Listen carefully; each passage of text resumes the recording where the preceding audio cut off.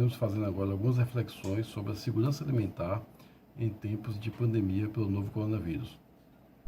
Bom, iniciando nosso diálogo, a espécie humana ela é heterótrofa, tá? Ela precisa se alimentar de algo e ela é onívora, ou seja, ela possui um sistema digestório adaptado ao consumo tanto de animais quanto de vegetais. Observem que hoje há uma discussão muito grande sobre essa questão da alimentação humana, se como ela está adaptada ao longo do tempo, qual os benefícios do consumo da carne, do consumo dos vegetais, quais proporções são necessárias, como diminuir o consumo de carne, por exemplo, os benefícios e tudo. Mas isso aí são questões que vão ser abordadas em outro momento.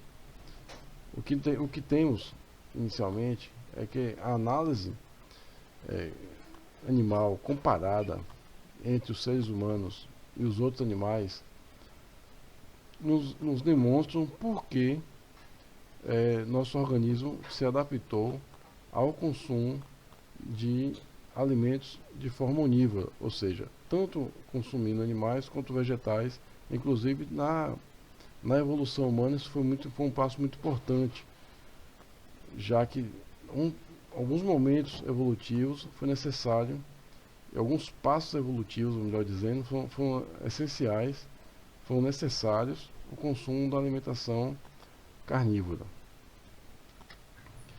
Bom, nós temos nutrientes essenciais, água, sais minerais, vitaminas. As vitaminas podem ser solúveis em água, são as hidrossolúveis, ou solúveis em lipídios, as lipossolúveis. E os aminoácidos nós temos essenciais e naturais. Há uma diferença muito importante entre os aminoácidos essenciais e os aminoácidos naturais, tá? Aminoácidos essenciais e aminoácidos naturais. Que diferença é essa? Joga nos comentários aí para mostrar que você está prestando atenção os seus colegas. Isso aí para a gente lembrar um pouquinho a importância da alimentação. A princípio nós nos alimentamos para ter esses nutrientes aqui, tá? Para que tenha um equilíbrio entre esses nutrientes no nosso organismo. Então esses nutrientes vão ter uma função de energéticos. Claro que essas funções aqui não tem não é somente energético, não é somente plástico, não é somente regulador, mas isso é uma forma que nós falamos mais rapidamente. Então, basicamente, temos energéticos, plásticos e reguladores. Alguns momentos, por exemplo, nós temos aqui o lipídio, já está marcado aqui, ó.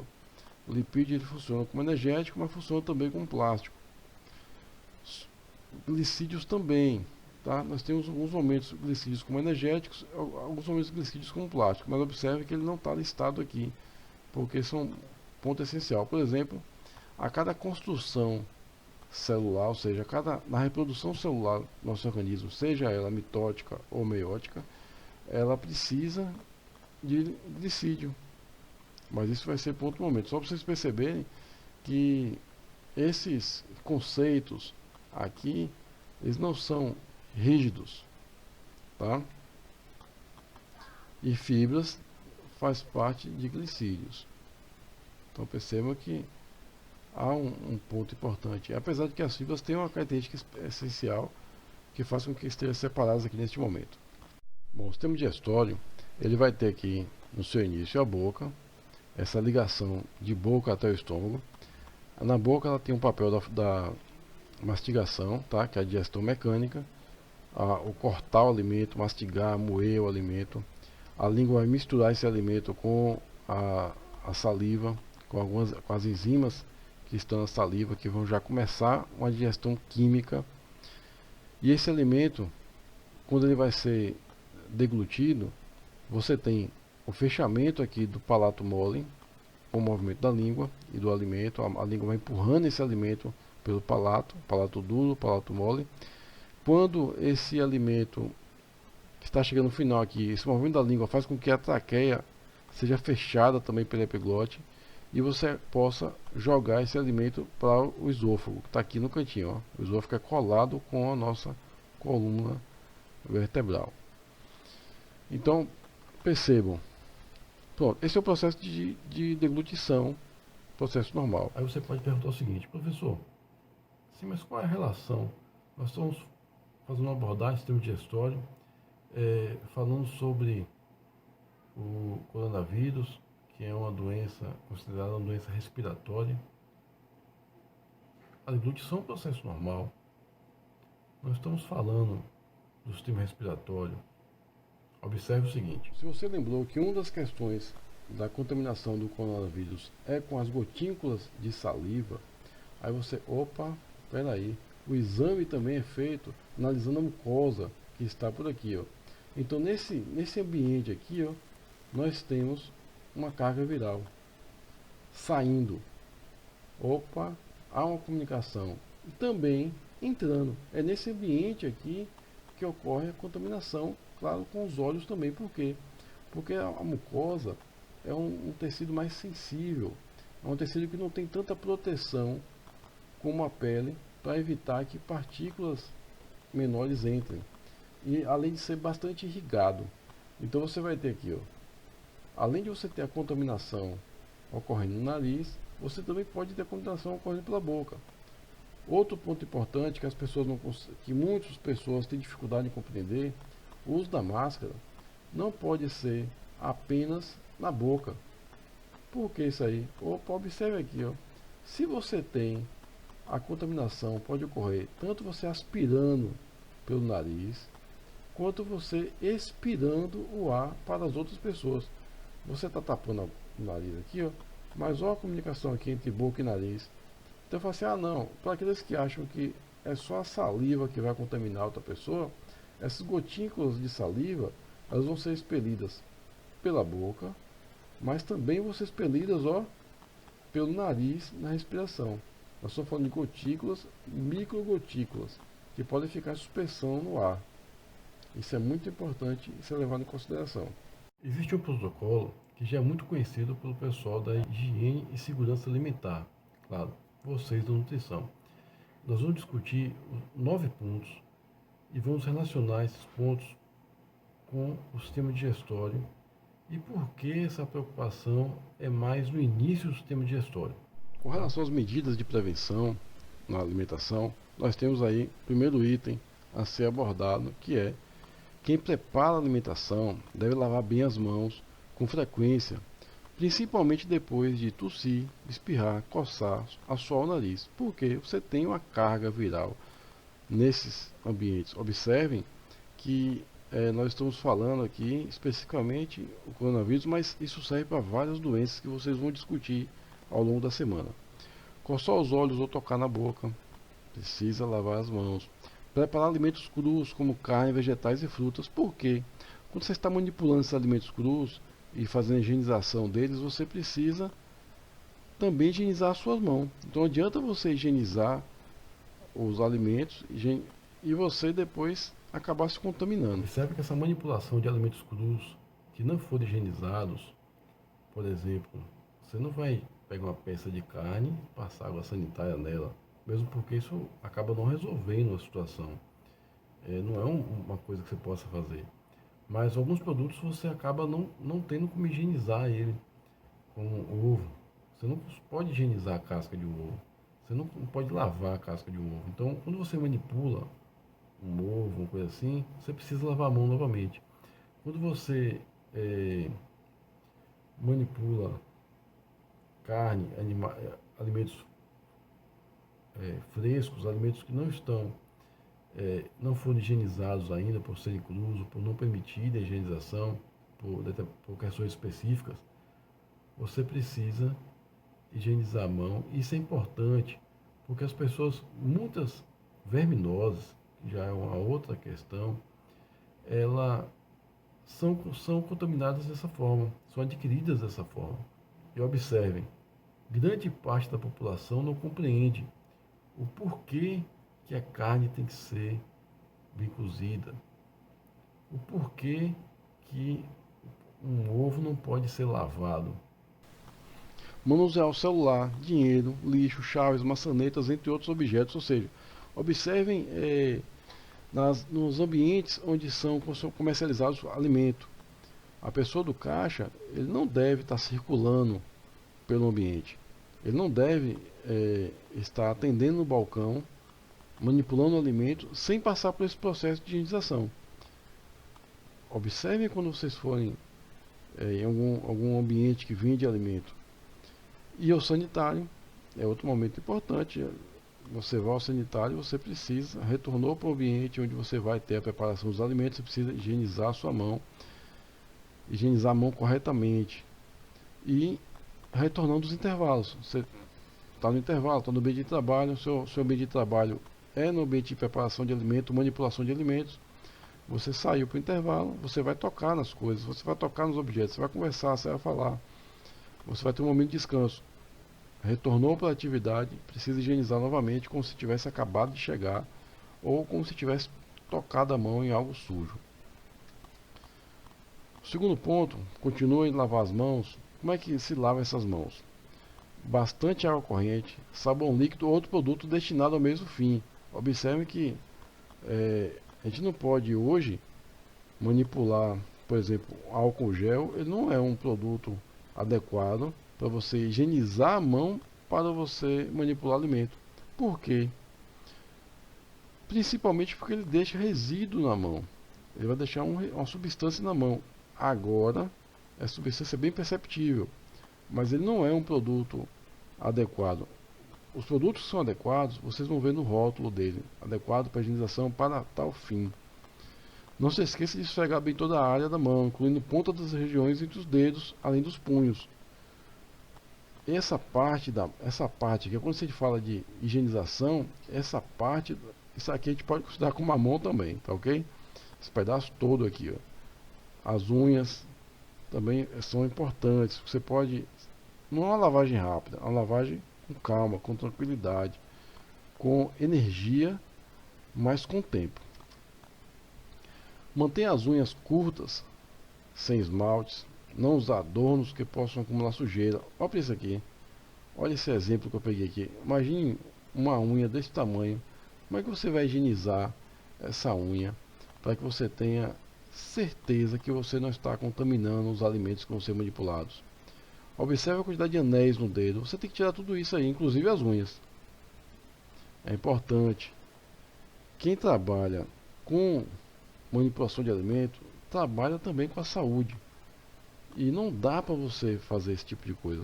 Você não pode nem usar uma luva aí. Vamos dizer, vamos usar uma luva. Porque uma unha desse tamanho vai rasgar a luva e você vai contaminar os alimentos. Isso é muito importante que se tenha. Preste atenção. Não converse, espirre, tussa, cante ou assovie em cima dos alimentos, superfícies ou utensílios. Olha o que está acontecendo aqui, ó. Se você estiver falando, quando a gente fala, a gente passa microgotículas pelo ar. Essas microgotículas vão estar passando no ambiente, tá? Então isso serve tanto para o momento que você está preparando o alimento, como também na hora de você servir esse alimento. São detalhes, você pode até na sua casa, na sua residência, com alimentos que você está consumindo ali para sua família, você pode até desconsiderar isso, correr o próprio risco. Mas quando você faz o alimento para vender, quando você faz um alimento no seu ambiente de trabalho, isso tem que ser levado em consideração à risca, porque você pode levar uma contaminação nesses alimentos, você pode ter toda uma preparação, toda a higiene no ambiente, pode ter materiais de qualidade, todos os protocolos sendo seguidos, mas você vai assoviar, você vai engasgou, tossiu, sei lá, e você acaba contaminando os alimentos. Isso é muito importante, isso não deve ser feito. As superfícies e utensílios devem estar sempre limpas, mas vocês precisam utilizar os elementos para limpeza, os produtos de limpeza que são específicos para esse tipo de limpeza. Eu não posso pegar um produto qualquer e usar para limpar o ambiente da cozinha, o ambiente da preparação do alimento.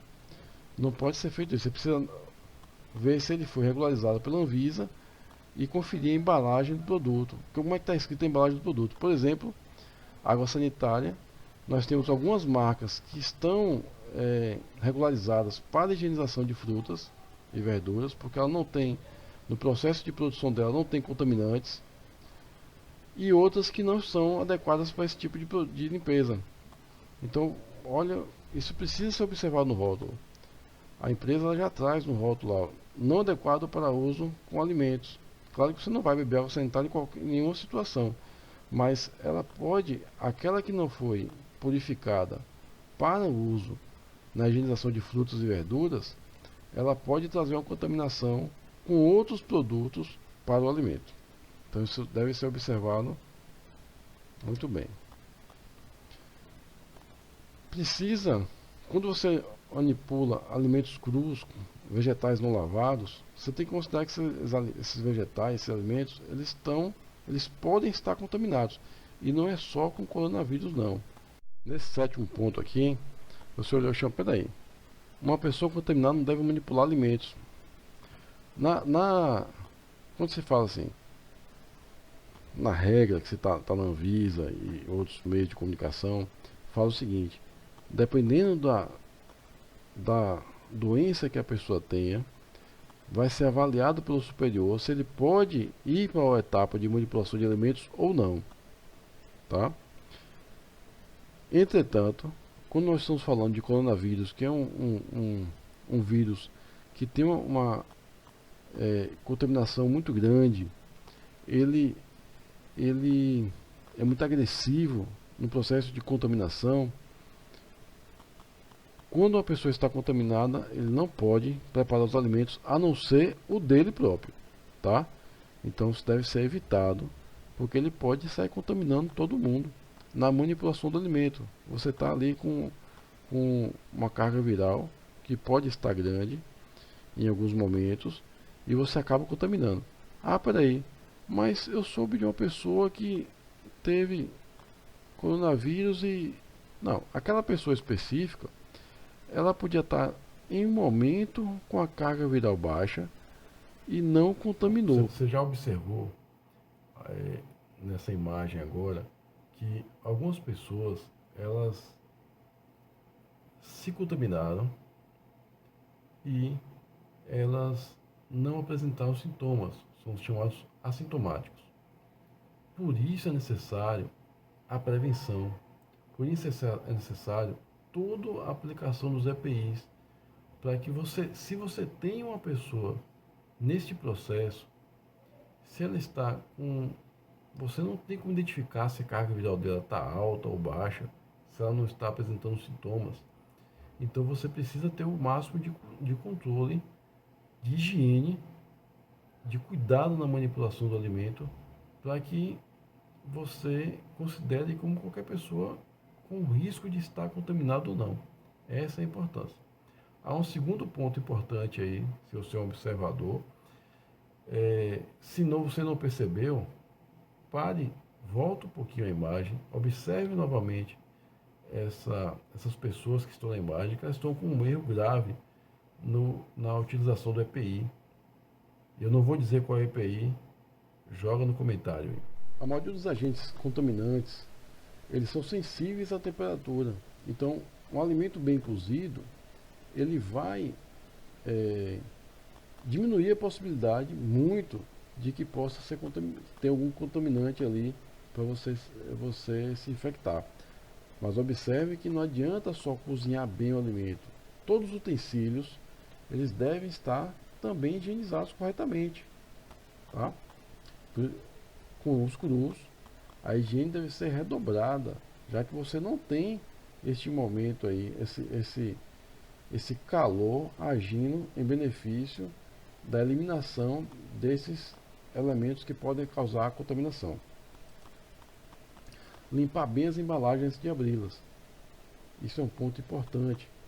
As embalagens, observe, se você for a um supermercado, a uma padaria, você vai ver que as pessoas não pegam só aquilo que ela vai levar. Então ela acaba pegando em outros objetos, acabam pegando em outras coisas. Por exemplo, eu presenciei uma cena hilária e aterrorizante. Um senhor usando o equipamento que hoje a gente precisa sair na rua com esse equipamento, ou seja, abriu a porta de casa, já utiliza a máscara. Ele estava em um supermercado usando a máscara, já um ponto importante. Da idade dele já seria o ideal que ele não precisasse ir ao supermercado. Mas ele estava no supermercado usando a máscara inicialmente corretamente. Entretanto, em um momento ele pegou na máscara Ele manipulou a máscara no local que não se deve tocar, no meio da máscara, colocou a máscara no queixo, espirrou nas mãos, deu aquela velho jeitinho, recolocou a máscara e foi manipular as coisas que ele estava pegando. Observem, você não tem controle sobre como as embalagens estão sendo manipuladas, mas você tem controle sobre aquilo que você está fazendo, aquilo que você pode fazer. E é nisso que nós temos que prestar atenção.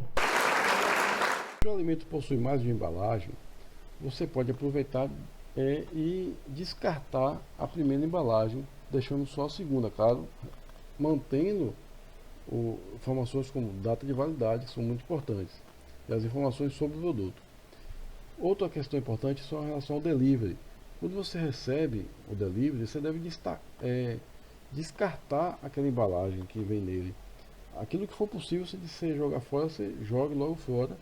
Inclusive, você pode pegar o alimento e passar para uma outra embalagem na sua casa e consumir esse alimento delivery numa embalagem sua, jogando a embalagem delivery fora com cuidado, para que o alimento que está dentro da embalagem não tenha contato com o exterior da embalagem. Pronto. Esses são os passos importantes. Isso tudo que nós falamos agora é para esse alimento entre ali a boca e o esôfago. Quando ele chega no estômago, acontece um processo forte de digestão química, e essa digestão química, essa acidez do estômago, ela não só serve para quebrar esse alimento quimicamente, mas também serve para eliminar o que possa ter vindo de agente patógeno para o nosso organismo. Claro que nós temos alguns organismos, um processo de coevolução, que ele vai se adaptar, mesmo a esse ambiente inóspito que é o interior do nosso estômago, e ele vai se adaptar, ele vai conseguir passar por isso aí. É o caso de algumas verminoses, elas vão passar de boa, sem problema nenhum. Chegando esse alimento aí no estômago, ele vai estimular aí, ó, a produção de gastrina e faz com que o estômago produza mais suco gástrico. Essa produção de suco gástrico também é estimulada pela mastigação. Então, se você... E pelo horário também. Você está acostumado a comer 11 horas, você está acostumado a comer 12 horas. Vai chegando no próximo horário, o seu organismo já vai para... o cérebro já vai pensando, vai chegar o rango aí, vamos começar a produzir suco gástrico. Se chega nesse momento, você resolve botar um chiclete na boca e mastigar, ele fala, a comida vai chegar agora, é agora, e ele vai começar a produzir mais suco gástrico ainda. Então, isso são questões que vão favorecer com que você tenha problemas no estômago. Esse alimento vai passar aí, ó, de 2 a 4 horas nesse estômago, vai para uma massa ácida e pastosa, que é chamada de quimo. Algumas substâncias nosso estômago já vai absorver: água, sais minerais, alguns medicamentos, o consumo de álcool. Então o álcool ele não leva tanto tempo assim. Você ingeriu, chegou no estômago, ele já vai passar para a corrente sanguínea, daqui a pouco ele está fazendo efeito. No intestino delgado, ou seja, essa massa branca, ácida, o quimo, sai do intestino delgado, sai do estômago, vai para o intestino delgado. Esse intestino delgado vai ter em média de 6,5 metros, pode até ser um pouco maior. Essa imagem que você está vendo aqui é como se, imagine que alguém colocou a mão no fígado dessa pessoa e levantou para a gente poder ver embaixo aqui, ó. Então a gente está vendo o fígado, a vesícula biliar, que algumas pessoas acabam acumulando algumas pedras aqui, tem que retirar, o estômago da gente, o intestino delgado, o intestino grosso e o pâncreas está aqui, ó. São o fígado e o pâncreas vão trabalhar em conjunto com o sistema digestório, produzindo algumas substâncias importantes. Quando esse alimento chega no duodeno, tá? Esse é chamado o quimo, ele chega com uma mistura não só do alimento, mas também do suco gástrico e das enzimas que estão nele. Isso vai estimular a produção de secretina. A secretina vai chegar para o pâncreas, olha, libera bicarbonato de sódio. Isso vai neutralizar a acidez. Essa neutralização dessa acidez é importante porque ela vai desnaturar aquelas enzimas que estão no suco gástrico e fazem com que ele não tenha ação no intestino delgado. Agora imagine esse suco gástrico chegando no intestino delgado sem essa neutralização. Ele vai chegar consumindo todo o intestino delgado. Porque não imagine que o intestino de vocês tem uma grande diferença da tripa frita que todo mundo come e faz digestão. Quer dizer, todo mundo não, algumas pessoas. Então você tem aí a ação da secretina fazendo com que o pâncreas produza bicarbonato de sódio, neutralizou tudo. Depois a colocistocinina fazendo com que o pâncreas libere a tripsina, tripsogênio, amilase pancreática, nuclease, carboxipeptidase e lipase, que vão ter, cada um vai ter uma ação específica numa parte do alimento, seja no carboidrato, lipídios, tá? No amido, continua a produção amido. Você tem também a atuação do fígado liberando a vesícula, o fígado com a vesícula biliar liberando a bile, já que o fígado produz a bile, essa bile é armazenada na vesícula biliar e quando chega esse alimento no intestino delgado, ele vai ser eliminado. Essa bile vai ter uma atuação fazendo com que as gotas, aquilo que a gente consumiu de gordura, virem moléculas muito pequenininhas para que a gente possa absorver e fazer a digestão. Passou para o intestino, para metade do intestino, dizer assim, né, jejum e ilho, você tem também outras enzimas atuando, maltase, sacarase, lactase, aminopeptidase, dipeptidase, tripeptidase, lipase, nucleosidase, nucleotidase. Todas essas enzimas atuando no alimento vai transformar ele no quimo, vai transformar isso no chamado quilo, que já passa a ser um líquido branco. Observe que se discute muito que a função do intestino delgado é a absorção dos alimentos. Mas nós temos uma parte importante da digestão química também acontecendo no intestino delgado. Então essa fala de que o intestino delgado, a função dele é absorver os alimentos, não é só isso. Claro que tem a função importante da absorção. E aqui nós temos uma imagem real de um intestino delgado, e aqui você tem um esquema mostrando o que é isso aqui. A gente vai ampliando, ó. A gente está vendo aqui o tecido interno do intestino delgado, como é que ele é, e aí você tem aqui um esquema, que é um desenho para mostrar, ficar mais fácil visualizar o que nós estamos querendo mostrar, ou qual a função desse tecido, e um pedacinho disso aqui é isso aqui, tudo. Então percebam, nós temos as vilosidades intestinais, que vai aumentar a área de absorção. Então, nesse pedacinho aqui, eu tenho toda essa área de absorção, a princípio, sem considerar as microvelocidades, porque nesse pedacinho aqui, eu tenho também, ó, uma quantidade maior ainda de velocidades, para aumentar ainda mais a área de absorção. Tudo isso para que o intestino possa absorver os nutrientes. Pessoas que são celíacas, ou têm o intestino irritável, por exemplo, ele pode causar inflamação nessas microvelocidades, fazendo com que elas se juntem, de tal forma que o alimento vai ter uma pouca absorção. Então, à medida que a pessoa vai tendo essas inflamações, ele pode vir a desenvolver uma carência nutricional, e ele pode também, se ele continua colocando a substância, no caso do celíaco é o glúten, a proteína que está na farinha de trigo e na cevada, ele continua ingerindo a substância, ele continua irritando isso aqui mais ainda, ele pode vir a desenvolver também um câncer no intestino. Tá? Isso é um dos fatores, não estou dizendo que isso é o fator que pode vir a causar o câncer, mas é só como um ponto de curiosidade para que vocês possam ter uma noção, porque os alimentos precisam ter uma descrição do que tem nele. Já o intestino grosso, ele já vai fazer a absorção, a função dele é absorver esse alimento. Chegou no intestino delgado, aqui ó, ele passa um processo de secagem. Então esse líquido que vem, chamado quilo, ele vai absorver água, vai absorver sais. na nossa espécie a gente absorve água e sais, outras espécies ele tem esse apêndice aqui, ó, que é um órgão vestigial, ou seja, na nossa evolução, enquanto animais, esse órgão ele foi perdendo a função e está só aqui o vestígio.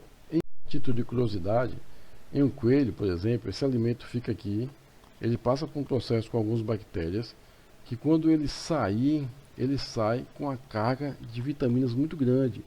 E esse coelho, ele quando vê esse material, ele consome novamente. Ele vai lá e come. Tá? Quem não compreende isso vai achar que o coelho está consumindo as fezes. Mas não é um processo muito importante para o coelho. Então a função aqui é absorver água, sais e eliminar o alimento. Tá? Ou seja, aquilo que não serve mais, aquilo que não tem mais utilidade para o nosso organismo, já não é mais o alimento, né? O bolo fecal. Então nós temos aqui alguns problemas que podem acontecer no sistema digestório, que é a úlcera, hepatite, cirrose, porque está associada ao fígado, ele tem uma função importante, e os cálculos biliares que eu falei na estante, aqui que estão na vesícula biliar. Esse processo todo leva de 10 a 14 horas, ou seja, do momento que você ingeriu o alimento ao momento que você eliminou, ele vai levar de 10 a 14 horas. Claro que se você consome um alimento que não seguiu aquelas regras de higiene, ele pode causar uma alteração no seu sistema e fazer com que você elimine antes, a famosa diarreia. Pessoal, ficamos por aqui. A ideia era fazer uma revisão do sistema digestório e incluir essa questão de segurança alimentar em relação à pandemia do coronavírus. Obrigado.